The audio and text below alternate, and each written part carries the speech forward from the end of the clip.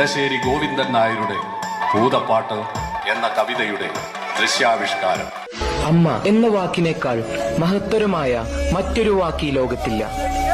വണ്ടോടിപ്പടിവിലഴും നീലക്കല്ലോലകളിൽ മാന്തളിരിന്തു വെള്ളിച്ചെറുമുല്ലപ്പൂമുനയാൽ പൂന്തണലിൽ ചെറുകാറ്റത്തിവിടയിരുന്നെഴുതാലോ പൊന്നുണ്ണി പൂങ്കരളെ പോന്നണയും പൊൻകതിരെ പൊന്നുണ്ണി പൂങ്കരളെ പോന്നണയും പൊൻകതിരെ ഇടിവായിൽ കൂടി മകളൊക്കെ പാടുന്നു പറയന്റെ കുന്നിന്റെ അങ്ങേ ചെരുവിലെ